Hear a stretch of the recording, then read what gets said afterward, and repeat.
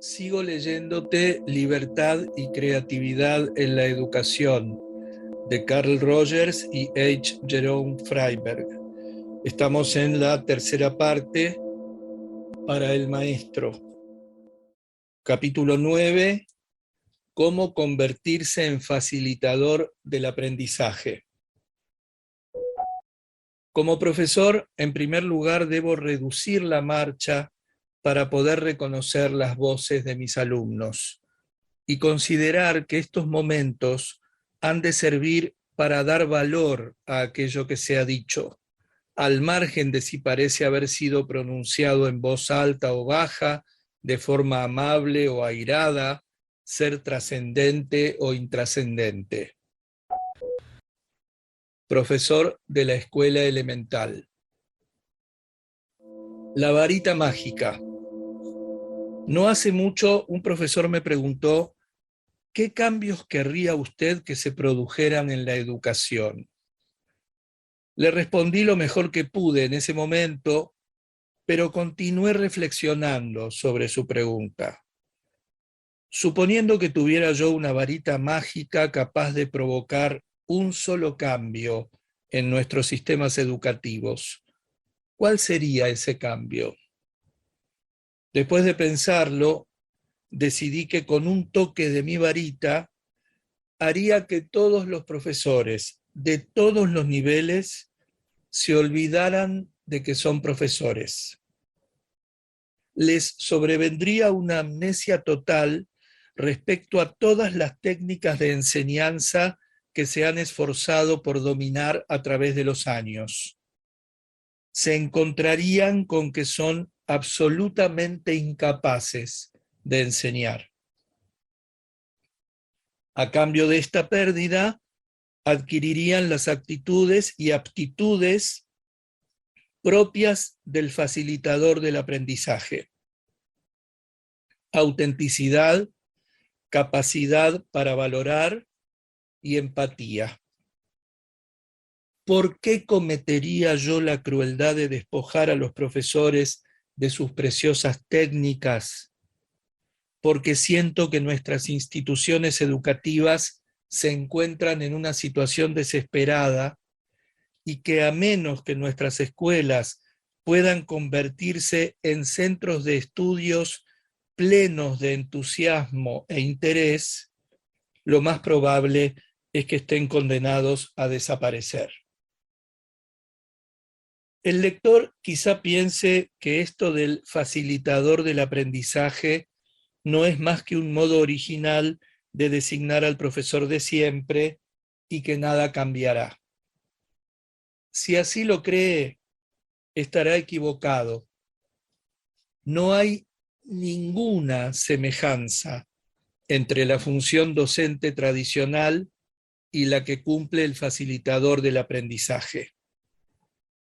El profesor tradicional, el buen profesor tradicional, se plantea a sí mismo este tipo de preguntas. ¿Qué creo conveniente que aprenda un alumno de esta edad y con este nivel de competencia? ¿Cómo puedo planear un programa de estudios apropiado para este alumno? ¿Cómo puedo inculcarle una motivación para que aprenda ese programa? ¿Cómo puedo instruirlo de modo que adquiera los conocimientos que debe adquirir? ¿Cuál será la mejor forma de implementar un examen para verificar si realmente ha asimilado esos conocimientos? Por su parte, el facilitador del aprendizaje plantea el mismo tipo de preguntas, pero no a sí mismo, sino a los estudiantes. ¿Qué quieren aprender? ¿Qué cosas les intrigan? ¿Qué cosas despiertan su curiosidad? ¿Qué temas les interesan? ¿Qué problemas desearían ustedes poder resolver? Una vez que ha obtenido respuestas a estas preguntas, se formula otras.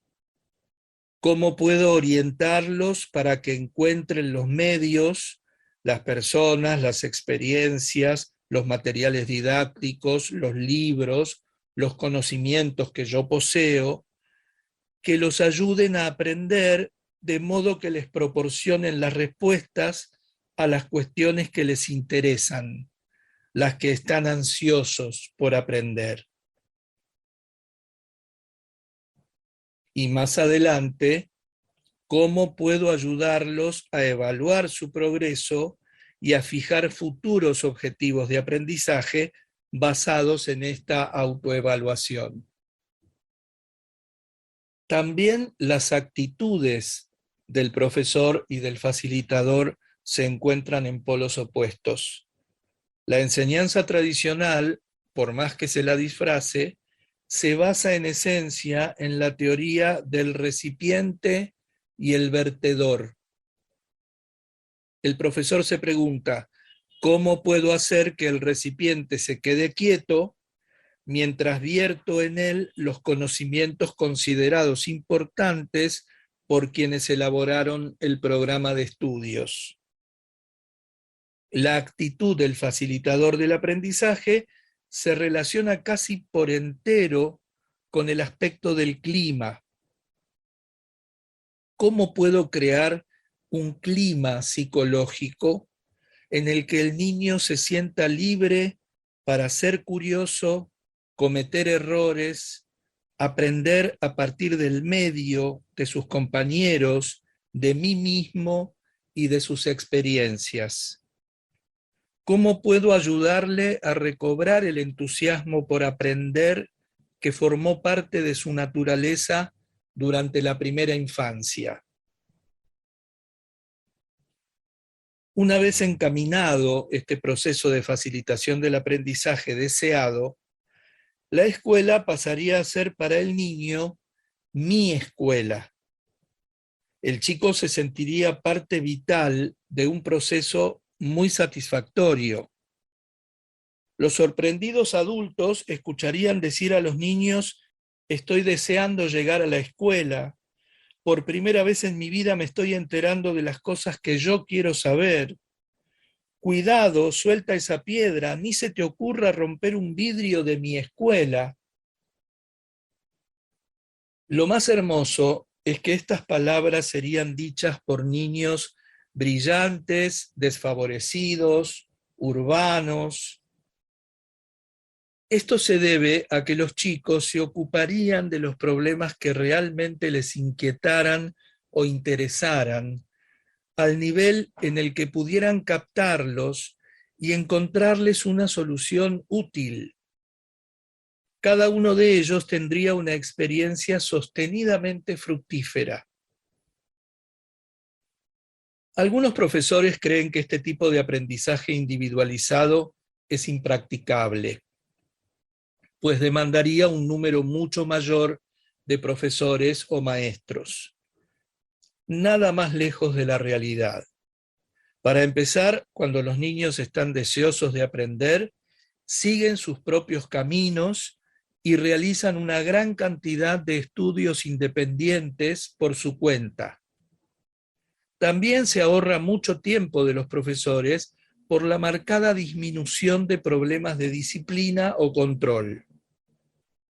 Por último, la libertad para interactuar que surge del clima que brevemente he descrito posibilita el empleo de un importante recurso inexplotado, la capacidad de un chico para ayudar a otro a aprender.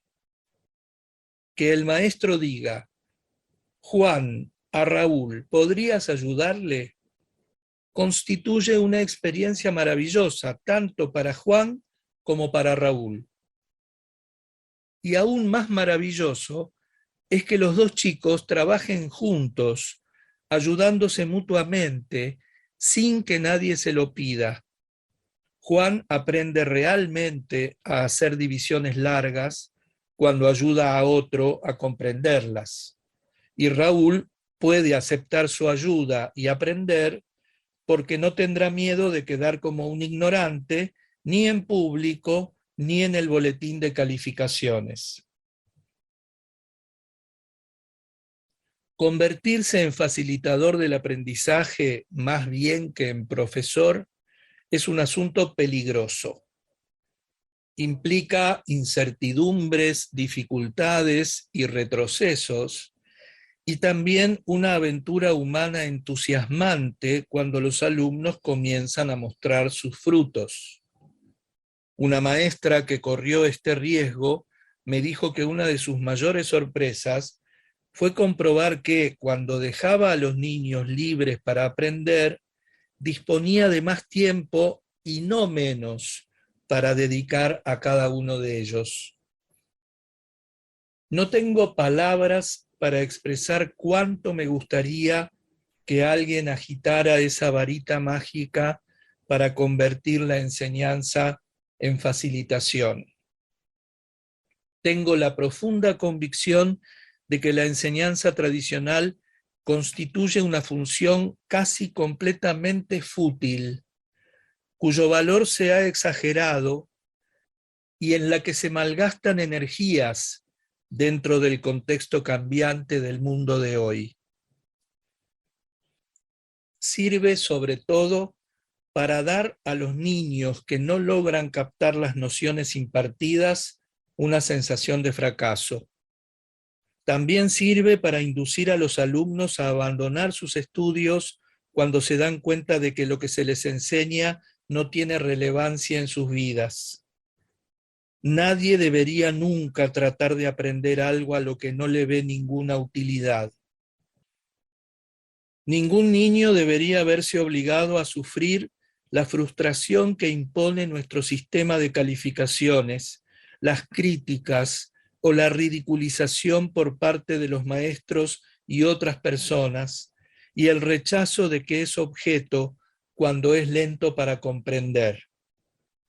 La sensación de fracaso que se experimenta al ensayar o querer lograr algo que de hecho es demasiado difícil es un sentimiento saludable que impulsa a aprender aún más. Algo muy diferente sucede cuando el fracaso es impuesto desde fuera, por otra persona, que rebaja a quien lo sufre. ¿Cuál es el camino?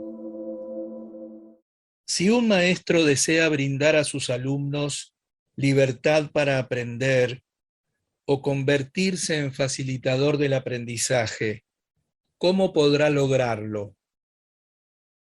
No puedo formular una respuesta universal, puesto que hay muchas maneras de cambiar. Por eso, me limitaré a hablar a título personal, planteando las preguntas que yo me haría si se me pusiera a cargo del aprendizaje de un grupo de niños. He tratado de pensar en lo que me preguntaría a mí mismo, en las cosas que trataría de aprender y las que intentaría hacer.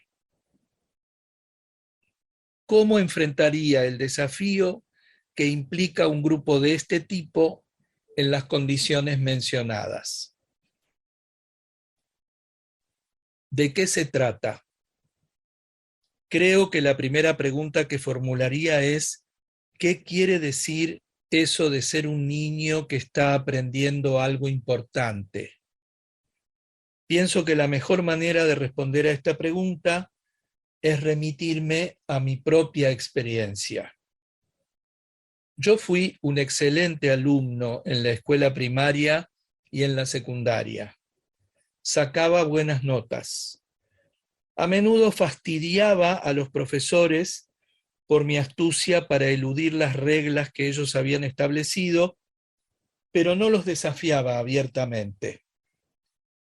Era un niño muy solitario, con pocos amigos, aislado de los demás por provenir de un hogar rígidamente religioso. Cuando tenía 13 años, mi familia se mudó de un barrio suburbano a una granja grande, rodeada de un extenso bosque. Por esa época estaban de moda los libros de Jean Stratton Porter, en que se describían ambientes yermos y se hablaba mucho de las grandes mariposas nocturnas. Poco después de habernos mudado a la granja, encontré en el tronco de un roble un par de mariposas nocturnas luna, de alas grandes color verde pálido y con ribetes púrpura. Aún me parece estar viendo esas alas desplegadas, 15 centímetros de un verde resplandeciente con manchas iridiscentes de color violáceo contra el fondo negro y afelpado de la corteza. Me quedé extasiado. Las capturé, las cuidé y la hembra puso cientos de huevos. Conseguí un libro sobre mariposas nocturnas. Alimenté a las orugas. Aunque cometí muchos errores con esta primera camada, capturé otras mariposas nocturnas y poco a poco aprendí a cuidar y mantener las orugas durante toda la serie de transformaciones, las frecuentes mudanzas de piel, la construcción final de los capullos, la larga espera hasta la siguiente primavera, cuando saldrían las mariposas. Ver salir de su capullo a una mariposa nocturna con alas diminutas y en una hora o dos verla desarrollar una extensión de alas de entre 12 y 18 centímetros era algo fantástico. Pero la mayor parte del tiempo todo era arduo trabajo, encontrar hojas frescas cada día, seleccionadas de las variedades apropiadas de árboles, vaciar las cajas, rociar los capullos durante el invierno para evitar que se resecaran. Se trataba, en suma, de una iniciativa de gran magnitud. A los 15 o 16 años me había convertido en un experto en mariposas nocturnas. Conocía unas 20 variedades o más, sus hábitos, su alimentación, y esas mariposas no ingerían ningún alimento durante su vida, sino solo en su fase larval. Sabía identificar las larvas según la especie. Podía divisar fácilmente las orugas grandes de 8 o 10 centímetros. Cada vez que salía a dar un paseo, encontraba por lo menos una oruga o un capullo. Pero lo que me resulta más interesante cuando pienso en todo esto es que, por lo que recuerdo, nunca hablé de mi iniciativa con ningún profesor y solo lo hice con unos pocos compañeros de estudios. Este absorbente trabajo no formaba de ningún modo parte de mi educación. La educación era lo que sucedía en la escuela. A los maestros no les interesaría mi otra actividad. Además, si les hablaba de ella, tendría que explicarles muchas cosas, cuando después de todo se suponía que eran ellos quienes debían enseñarme a mí. Durante este periodo tuve uno o dos buenos maestros a los que apreciaba, pero mi estudio de las mariposas era algo personal y no el tipo de cosa que se comparte con un profesor. De modo que había aquí un proyecto de por lo menos 2 años de duración, bien investigado y documentado, que exigía un trabajo minucioso, mucha autodisciplina, amplios conocimientos y habilidades prácticas. Pero a mi entender, no era, evidentemente, parte de mi educación. Así que esto es lo que sentía un chico respecto del verdadero aprendizaje. Estoy seguro de que el aprendizaje significativo es a menudo muy diferente para niños cuyas experiencias vitales contrastan con las mías propias. Si observo el mundo de la educación solo a través de mis ojos, perderé muchas oportunidades de desarrollarme a la par que mis alumnos. Como chico que creció en un ámbito rural y se crió en una familia religiosa y que incluso vivió en China, fui elaborando una perspectiva acerca del mundo que quizá los niños y niñas que viven en las ciudades o los niños físicamente discapacitados no hayan experimentado. Pero como facilitador, si tengo presente mi propio aprendizaje durante la infancia, voy a tratar por todos los medios de averiguar cómo es por dentro un niño que está aprendiendo. Quiero penetrar en el mundo interior del niño para saber qué es lo que es importante para él. De la misma forma que quiero hacer de la escuela un lugar amable en el que tenga cabida este aprendizaje significativo, independientemente de lo que pueda estar ocurriendo en la vida del niño. Mis experiencias en distintos tipos de escuelas también han modelado mis opiniones sobre el mundo y el aprendizaje. Con frecuencia siento la tentación de enseñar de la misma forma que me han enseñado a mí. Para romper este molde es necesario reflexionar sobre lo que es mejor para el que está aprendiendo, no acerca de lo que es más conocido para el que está enseñando. ¿Puedo correr el riesgo de relacionarme? Un segundo conjunto de preguntas que me haría a mí mismo tendría el siguiente tenor.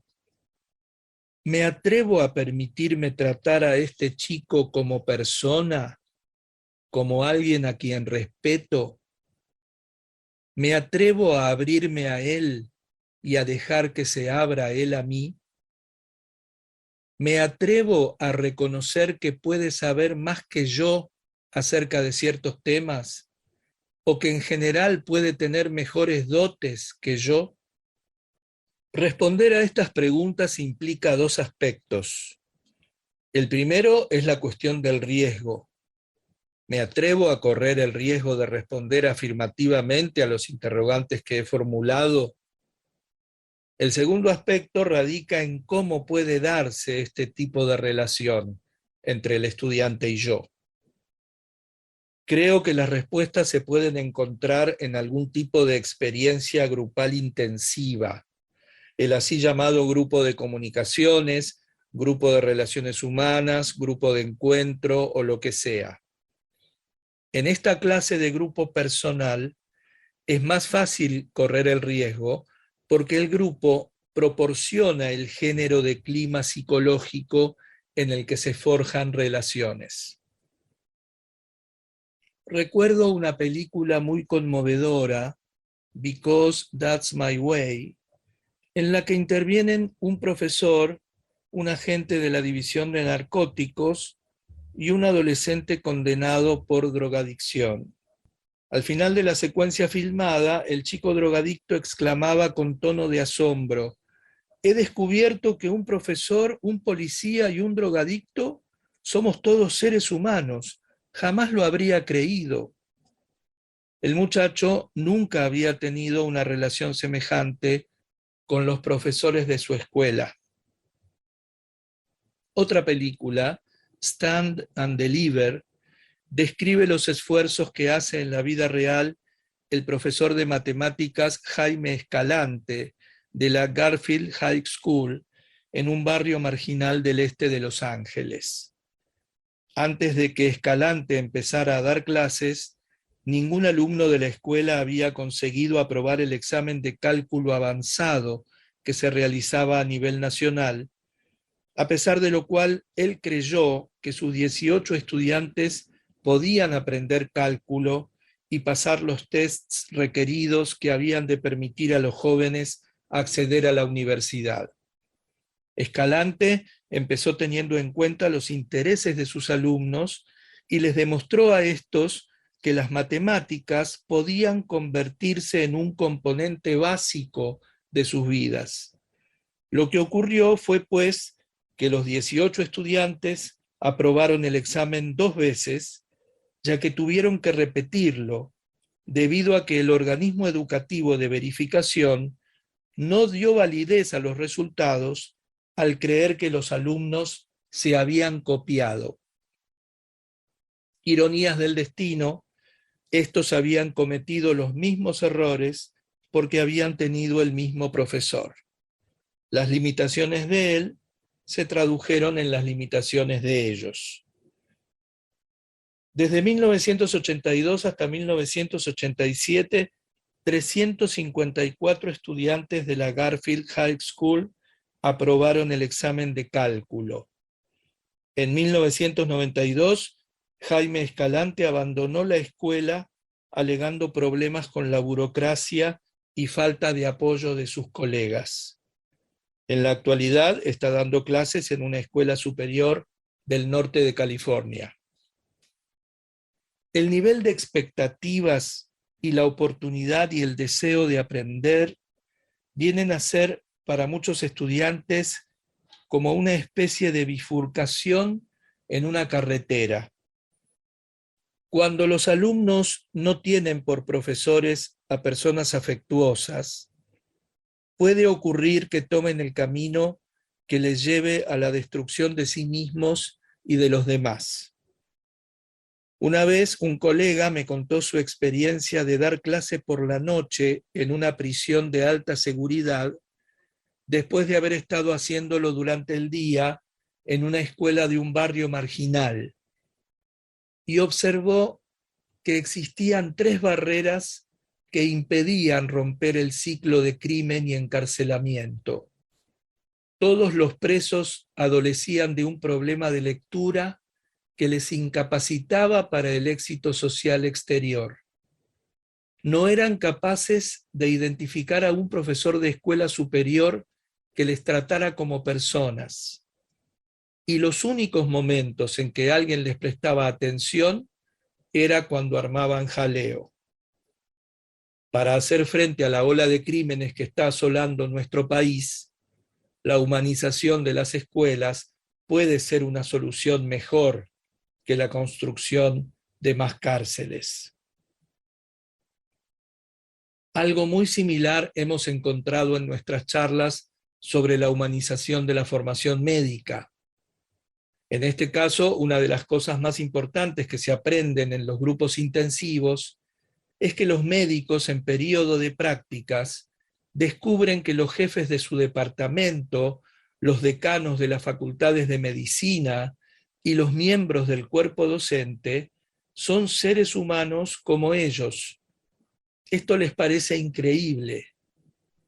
La misma experiencia tuvimos al estudiar el sistema de las escuelas Inmaculado Corazón a nivel de escuela superior y de universidad. Los estudiantes y los profesores consiguieron relacionarse como personas y no según sus respectivos roles.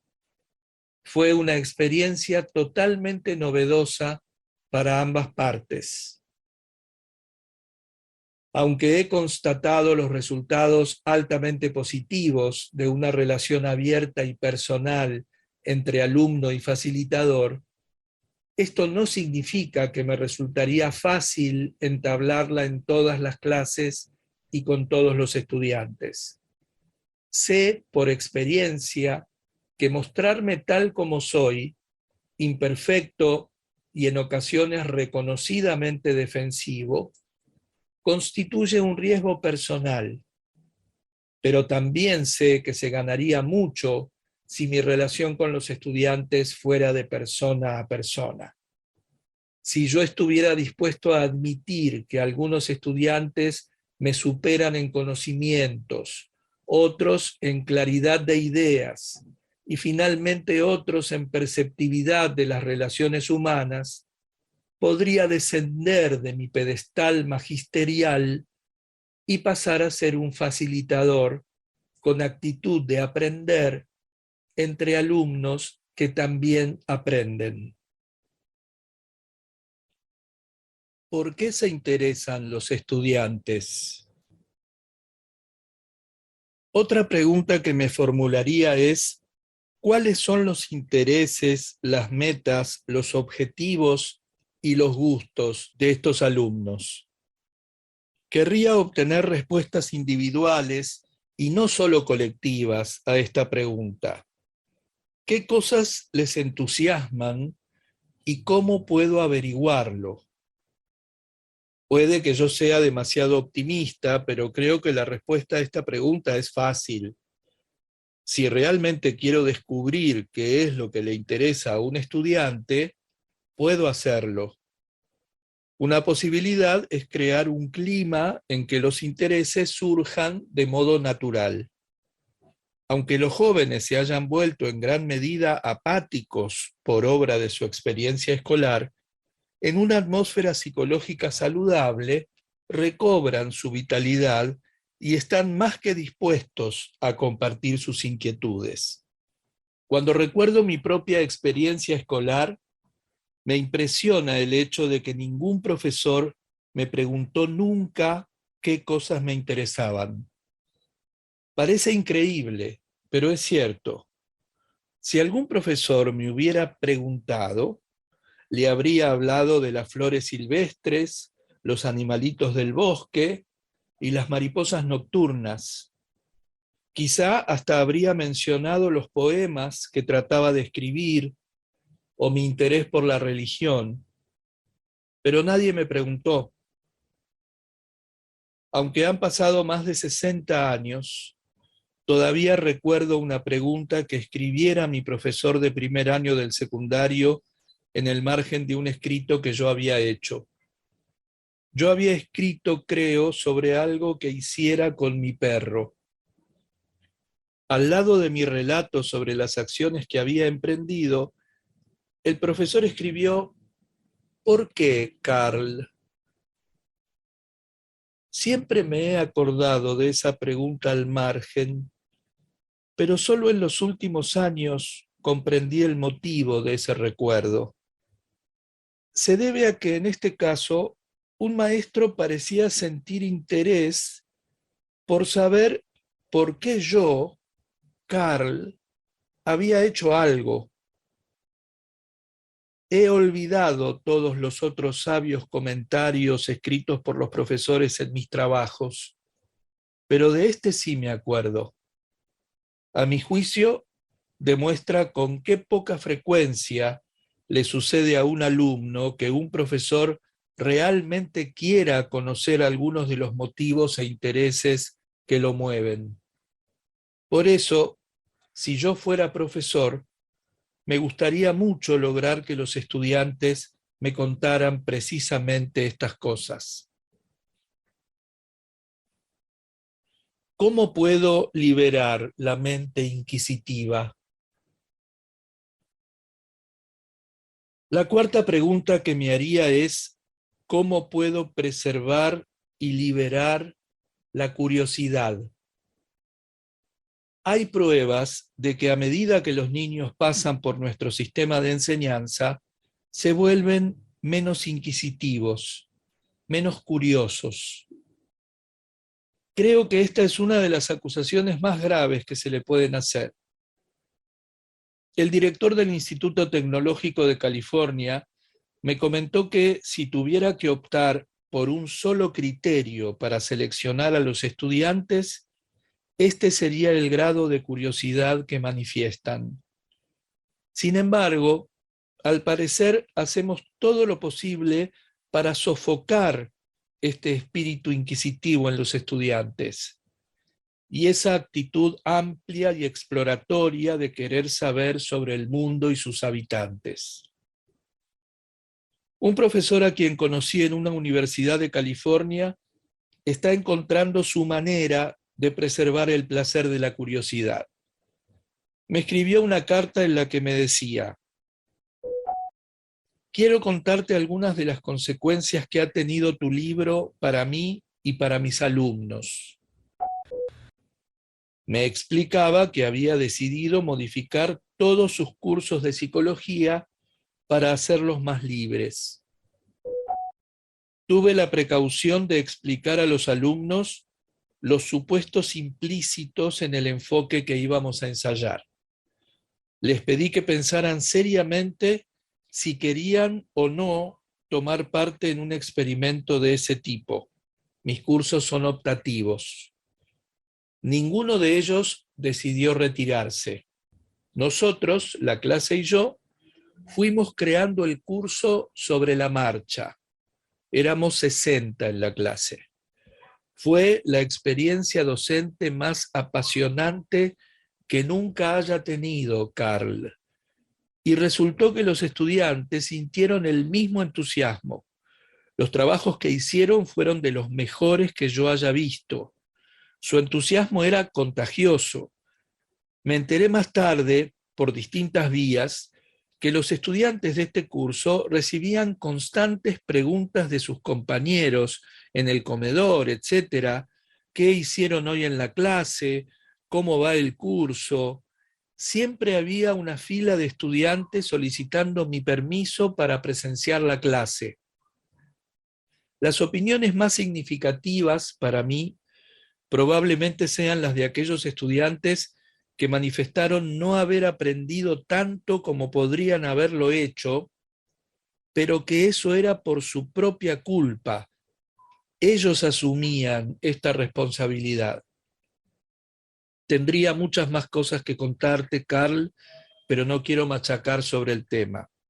Lo que sí quería era hacerte saber con cuánto entusiasmo respondieron estos estudiantes a la oportunidad de aprender por caminos que tenían sentido para ellos. Y qué liberadora me resultó a mí esta vivencia de aprender junto a ellos.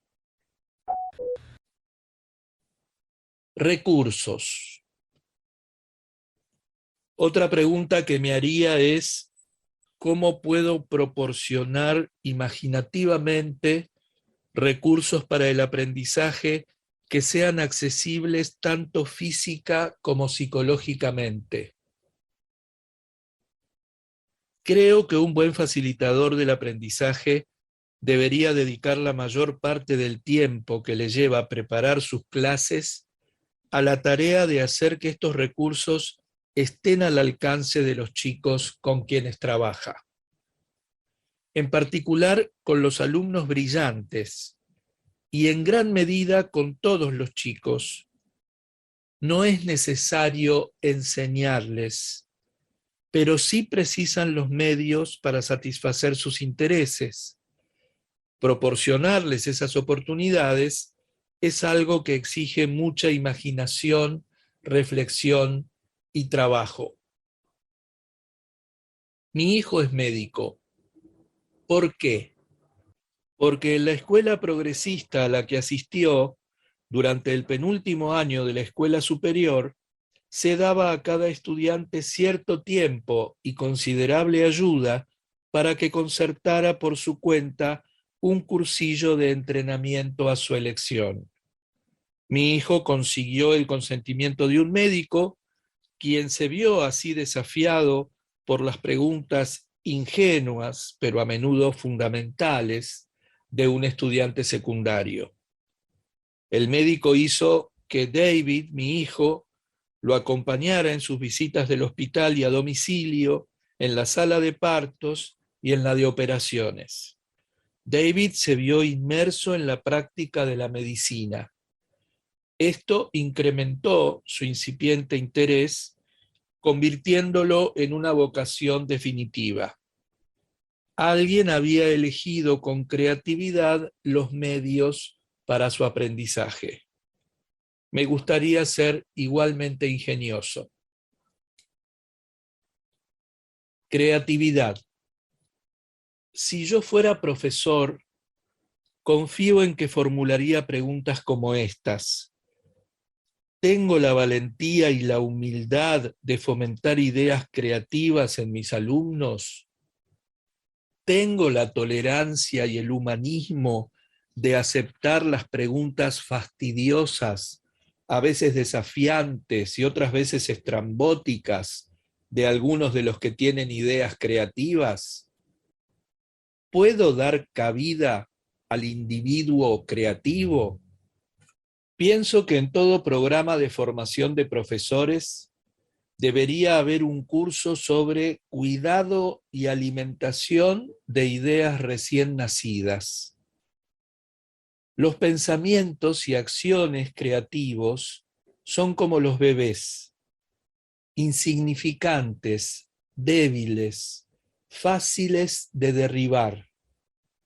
Una idea nueva siempre resulta inadecuada en comparación con una noción establecida. Los niños están llenos de pensamientos y percepciones extravagantes e insólitas, pero muchos de ellos son destrozados por la rutina de la vida escolar.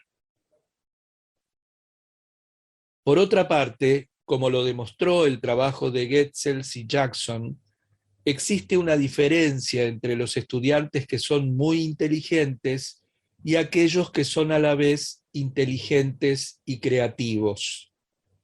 Estos últimos tienden a ser más profundos, menos previsibles y más problemáticos. ¿Puedo permitir que los estudiantes con esta tendencia vivan y se nutran en mi clase? Por cierto que la enseñanza, sea elemental, universitaria o de entrenamiento profesional, no registra buenos antecedentes a este respecto. Así es que a Thomas Edison se le catalogó de lento y tonto. La aviación surgió tan solo porque dos mecánicos tenían tal ignorancia de los conocimientos especializados que ensayaron la idea alocada y tonta de hacer volar a una máquina más pesada que el aire.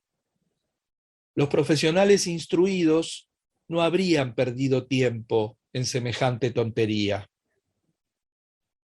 Me gustaría crear en mi clase un tipo de atmósfera a la que suelen temer los profesores, de mutuo respeto y mutua libertad de expresión.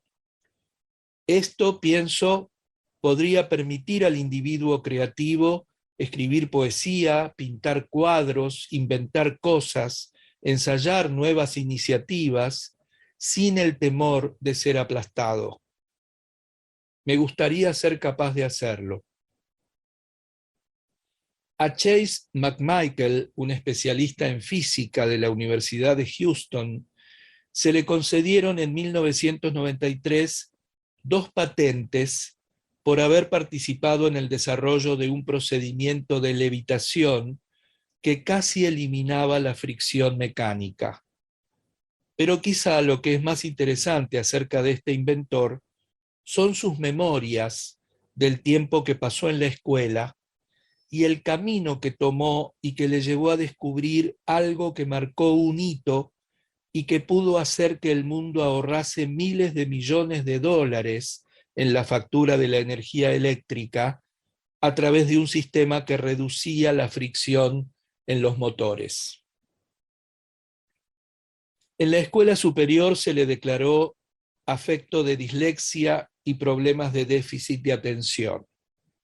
Su tutor escolar indicó que no era material de universidad. Según una larguísima entrevista que apareció en un periódico de Houston, en la escuela tenía calificaciones que estaban básicamente entre B y C. No tenía mucho interés en las clases, siempre quería saber cuál era el sentido del conocimiento. El hecho de no recibir apoyo alguno en su escuela no le disuadió de seguir soñando en ir a una universidad importante y trabajar con la persona más destacada en el campo de la superconductividad, el profesor Paul Chu.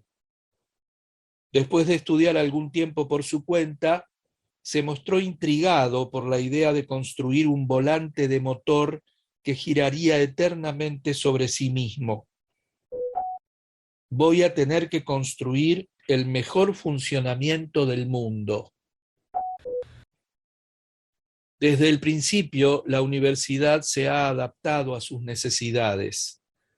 Debido a su dislexia, se le permite que utilice un tiempo extra y ya está alcanzando calificaciones A y B.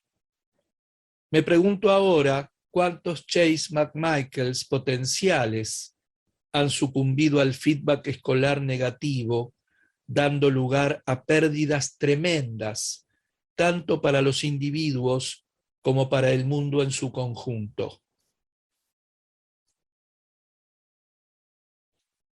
¿Tiene aquí cabida el soma? Una última pregunta quizás sería: ¿puedo ayudar al estudiante a desarrollar una vida sensible, así como una vida cognitiva? ¿Puedo ayudarle a convertirse en lo que Thomas Hanna llama un soma, cuerpo y mente, sentimientos e intelecto? Creo que tenemos plena conciencia de que una de las tragedias de la educación moderna radica en que solo se considera importante el aprendizaje cognitivo. Pienso que el libro de David Halberstam, El mejor y el más brillante, brinda una síntesis de esa tragedia. Los asesores de los presidentes Kennedy y Johnson eran todos hombres dotados de gran talento. Como dice Halberstam, si es que hubo algún tema central durante esos años, si es que había algo que ligaba a esos hombres, fue la convicción de que la mera inteligencia y el racionalismo podían responder y resolver cualquier cosa. Sin duda, ese punto de vista había sido aprendido en el colegio. Así fue que esta absoluta confianza en lo cognitivo y lo intelectual hizo que este grupo de hombres brillantes nos condujera poco a poco hacia el increíble desastre de la guerra de Vietnam. Las computadoras omitieron incluir en sus cálculos los sentimientos y el compromiso emocional de unos hombrecitos vestidos de negro que contaban con poco armamento y ninguna fuerza aérea, pero que luchaban por algo en lo que creían. Esta omisión resultó fatal. El factor humano no se incluyó en las computadoras porque los mejores y más inteligentes, entre comillas, no dieron cabida en sus cálculos a la vida sensible y emocional de los individuos. Yo procuraría que el aprendizaje que tuviera lugar en el aula implicara a la persona en su totalidad. Esto es algo difícil de lograr, pero muy gratificante en cuanto a su resultado final. Un ejemplo.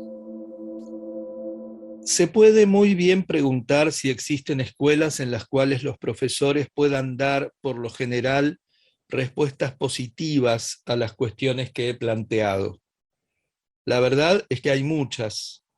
Una de ellas es la descrita minuciosamente por Karen Folz-Bachhofer, que siguió el desarrollo de la O'Farrell Community School de San Diego durante 4 años. Podemos visitar la O'Farrell Community School a través de las palabras de Bachhofer. Solo en las escuelas podemos esperar que suceda algo nuevo mientras el resto de la gente todavía está ocupada con lo viejo. Llega un momento en que uno tiene o bien que aterrizar para reparar el avión, o bien tomarse el tiempo necesario para diseñar un nuevo modelo de aeroplano que satisfaga las especificaciones cada vez más rigurosas que exige el cliente. Si se va a producir un cambio real en las escuelas, tenemos que empezar a pensar de modo diferente acerca de las formas en que nos planteamos la reforma escolar. Hemos de comenzar a darnos cuenta de que ya no podemos permitirnos ponerle remiendos al avión mientras éste está volando. En vez de ello, hemos de tomarnos el tiempo necesario para seria y resueltamente rediseñar nuestras escuelas para que puedan satisfacer las necesidades de todos los estudiantes y los más altos estándares presentes en todo el mundo. La O'Farrell Community School, que abrió sus puertas el 4 de septiembre de 1990, Es una escuela de nivel medio de San Diego, California, que evolucionó como resultado de una planificación seria y elaborada como la que hemos citado, lo cual representó uno de los más amplios esfuerzos de reestructuración llevados a cabo en las escuelas de la ciudad. En enero de 1988, y de acuerdo con la decisión de trasladar la San Diego School of Creative and Performing Arts a unas nuevas instalaciones, los planificadores del distrito empezaron a discutir la posibilidad de poner en marcha un nuevo concepto de escuela de barrio en el viejo edificio de la SCPA. Esta escuela se convertiría en la O'Farrell, el futuro hogar de 450 estudiantes el primer año y de más de 1.300 en los años siguientes. En octubre de 1989, el director de la O'Farrell y los 7 primeros profesores empezaron a reunirse semanalmente para planificar el funcionamiento de una escuela que tenía que cubrir las necesidades educativas de los jóvenes y adolescentes, para lo cual se invitó a funcionarios educativos del distrito, profesores de universidad, representantes de organismos de asistencia social, padres, miembros de la comunidad y otros colegas a que se unieran al equipo en sus reuniones de planificación.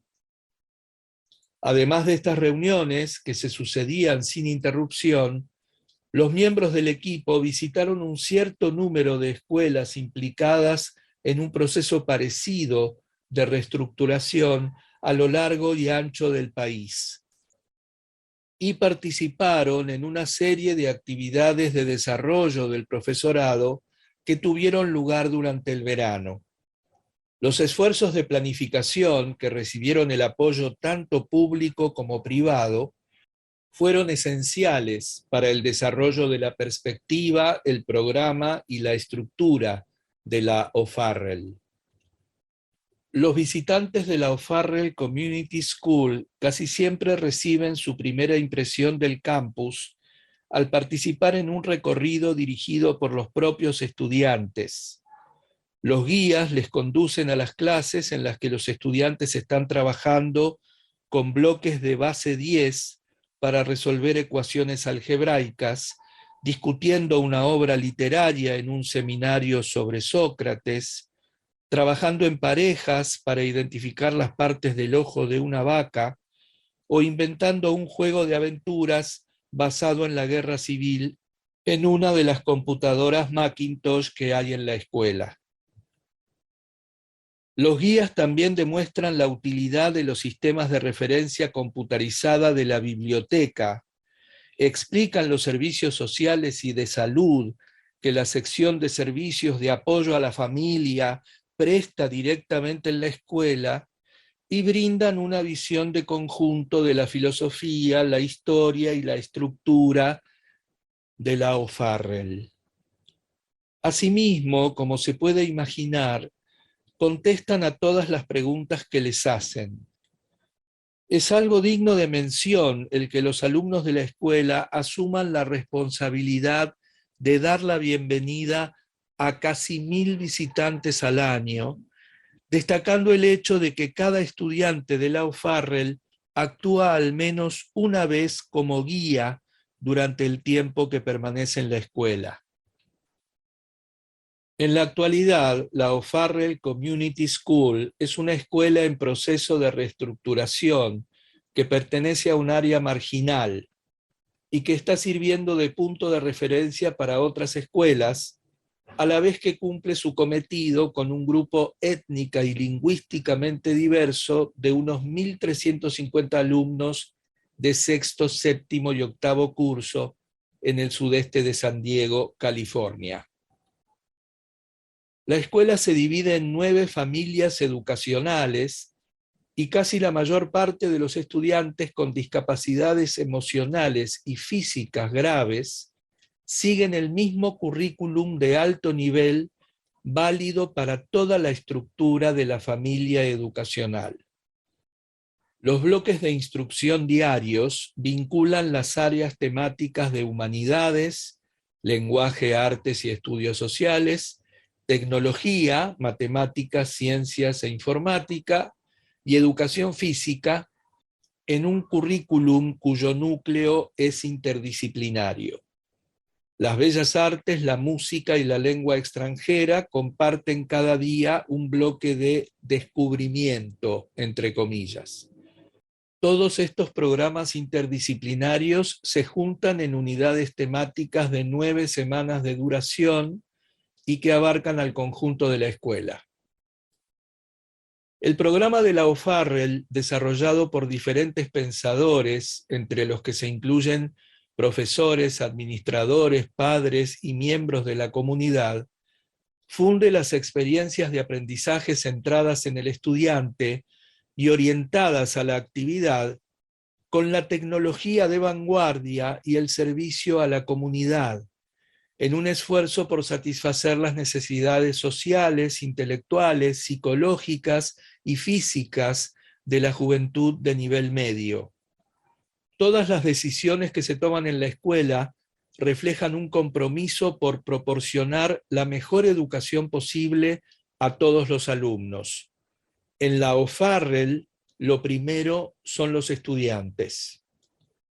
Todos los estudiantes pueden acudir a profesores para que éstos les representen y defiendan sus intereses, para lo cual se llevan a cabo reuniones cotidianas de carácter consultivo, celebrándose regularmente, asimismo, reuniones al nivel de todas las escuelas de la ciudad para intercambiar información, tener discusiones sobre temas importantes para la comunidad escolar y fortalecer la identidad de unos y otros. Programas y horarios innovadores permiten a los profesores de cada familia educacional disponer de tiempo diario de preparación para desarrollar currículos interdisciplinarios, tomar decisiones que afectan al conjunto de la familia educacional y reunirse con alumnos y padres. La profesionalización de los enseñantes y los entornos que sirven de apoyo al aprendizaje y a la enseñanza de alta calidad son básicos en el enfoque educativo de la O'Farrell y se hacen eco de la filosofía descrita en Caught in the Middle, el informe del Grupo Especial de los Cursos Medios de California de 1987.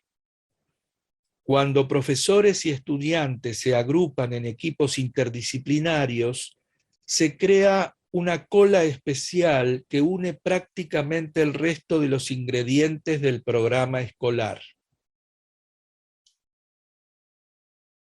Con objeto de lograr la reducción del tamaño de las clases hasta aproximadamente 23 alumnos, la O'Farrell decidió no cubrir los tradicionales puestos de subdirector y consejero de la escuela, en vez de lo cual destinó los recursos financieros que se habrían destinado a los mismos a complementar el presupuesto de la plantilla de profesores, con lo que se pudo reducir la proporción alumnos-profesor durante el tiempo de instrucción correspondiente al horario flexible. Como consecuencia de ello, las labores directivas y administrativas que habrían tenido que ser asumidas por el subdirector y el consejero pasaron a ser competencia compartida del conjunto del profesorado. El puesto que se describiría normalmente como de director lo ocupa el CEO, oficial jefe educacional, el cual brinda iniciativa y dirección a todas las familias educacionales. Es asimismo otro defensor de los alumnos y hace que se lleven a cabo todas las obligaciones organizacionales en el ámbito global de la escuela. A primera vista, la estructura innovadora de la O'Farrell, el currículum interdisciplinar y las pautas que determinan el funcionamiento del profesorado podrían parecer las características más importantes del programa escolar. Sin embargo, la plantilla de profesores de O'Farrell tendría que responder al instante que el elemento más importante del programa es la perspectiva compartida respecto a lo que ha de ser la escuela, lo cual articula con claridad el compromiso de los profesores en cuanto a asegurar que los alumnos tendrán el mismo acceso a un currículum académicamente cualificado y las mismas posibilidades de tener un rendimiento satisfactorio. El desarrollo de la estrategia de la O'Farrell fue la primera prioridad de los profesores durante el proceso de planificación, planteamiento que sigue centrando la atención de todas las tomas de decisión en la escuela respecto a lo que es mejor para los estudiantes, no lo que es mejor para los profesores, lo que es más fácil de programar en el espacio o en el tiempo, o lo que se alinea más estrechamente con los procedimientos oficiales de las autoridades educativas. Un compromiso con la excelencia y la equidad académicas, una estructura que asegura relaciones sólidas entre profesores, alumnos y padres, y una cultura de escuela que transmite expectativas elevadas a todos los estudiantes, contribuyen al éxito del programa de la O'Farrell. Los alumnos de esta escuela saben que sus profesores esperan de ellos que lo hagan bien, confían en el estímulo y la ayuda de sus profesores y tienen una fe inquebrantable en sus propias capacidades a medida que se convierten en estudiantes independientes. En febrero de 1993, preguntamos a un grupo de alumnos de la O'Farrell lo que pensaban de su escuela. Uno de ellos señaló a la manera propia de alguien que todavía está en séptimo curso que la comida en la O'Farrell puede montar una fiesta en tu boca, fritadas, barras de helado y otras cosas excelentes muy baratas. Sin embargo, casi todos los demás opinaban que lo que más les gustaba de la escuela eran sus profesores. Amy. Lo que más me gusta de O'Farrell son sus profesores, porque trabajan duro para ayudarnos a aprender y a ser respetuosos. También se esfuerzan por comprender lo que sentimos y nuestras formas de vida más modernas. Raquel. Otra cosa muy importante de la escuela es que los profesores se preocupan mucho de los estudiantes. Tratan de introducir cambios en la clase que nos puedan servir de ayuda. A veces los profesores se salen del camino trazado y nos ayudan para asegurarse de que hemos comprendido las instrucciones a seguir, sea para el trabajo de clase o para el de casa. Algunos incluso se quedan después del horario de las clases para garantizar que los alumnos acaben sus tareas. Ikeo. Los profesores no son solo eso, también son amigos. Lori. Los profesores de esta escuela siempre están dispuestos a ayudarte y puedes dar por sentado que te van a enseñar cosas por las que vas a sentir interés. Joneta. Admiro realmente a los profesores porque parece como si de verdad se ocuparan de nosotros y de nuestros respectivos futuros. Quien quiera que venga a esta escuela acabará pensando lo mismo. Glenn. Una de las cosas de la O'Farrell es que me gustan sus profesores. Prácticamente se desnucan por brindarnos una buena educación, pero algunos de nosotros somos perezosos y no lo aprovechamos. Jonah. Creo que lo mejor acerca de O'Farrell son los profesores porque te ayudan a aprender. Aunque a veces puedan ser estrictos, saben cómo respetar las ideas de los alumnos y no hacen comentarios ordinarios, sic, sobre ellos. Cuando el año que viene mi hermana pequeña venga a la O'Farrell, espero que los profesores la traten con el mismo respeto con el que me han tratado a mí. Antoinette. Hay un montón de cosas de O'Farrell que me gustan, pero la principal son los profesores, porque nunca dejan de creer en ti. Independientemente del motivo, en cualquier momento pueden salirse del rumbo fijado si con ello creen que pueden ayudarte. aquí se ocupan de ti. Estas respuestas ilustran una fuerte identificación de los estudiantes con sus profesores y una gran valoración del esfuerzo que hacen estos, así como una toma de conciencia de sus propias responsabilidades en el proceso enseñanza-aprendizaje. Sin duda, la clarividencia de la O'Farrell ha llegado a ser una parte integral de la cultura escolar, tal como valoran tanto estudiantes como profesores. Cada profesor de la O'Farrell lleva una chapa con su nombre, que le identifica como miembro del equipo del ideal de O'Farrell, al igual que la chapa de CEO le identifica como el que conserva el ideal. El ideal de la O'Farrell está ejemplificado en un cartel que cuelga en una de las paredes de la sala de profesores. La inteligencia no es algo que simplemente se tiene, es algo que se puede conseguir. Comentarios. Es algo destacable que cuando el bienestar de los alumnos y el descubrimiento del mundo se convierten en el centro de atención de nuestros esfuerzos, nadie llega a ser ninguna estrella. Todos los estudiantes de la O'Farrell que compartían sus ideas y opiniones hablaban de los profesores, no de un profesor determinado. Al igual que observamos en las respuestas de los alumnos de la escuela de Houston, el entorno de aprendizaje y todos los facilitadores de dicho entorno se convirtieron en el elemento clave. Las escuelas hicieron las veces de lugar en el que los equipos de personas procedentes de cualquier sector de la comunidad podían construir, no con ladrillos, sino con ideas, un entorno que tuviera al estudiante como centro de su atención. El concepto de equipo también se convirtió en la base de la estructura de la escuela, la cual se construyó en torno a familias muy bien definidas de alumnos.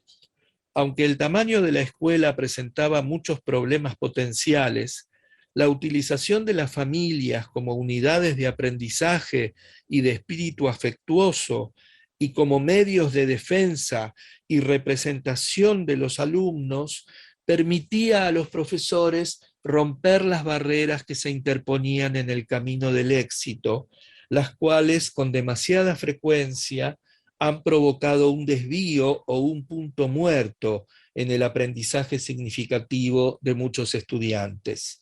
Tal como indicaba la cita del profesor de enseñanza elemental del principio del capítulo, para ser un facilitador hay que oír primero las voces de los alumnos.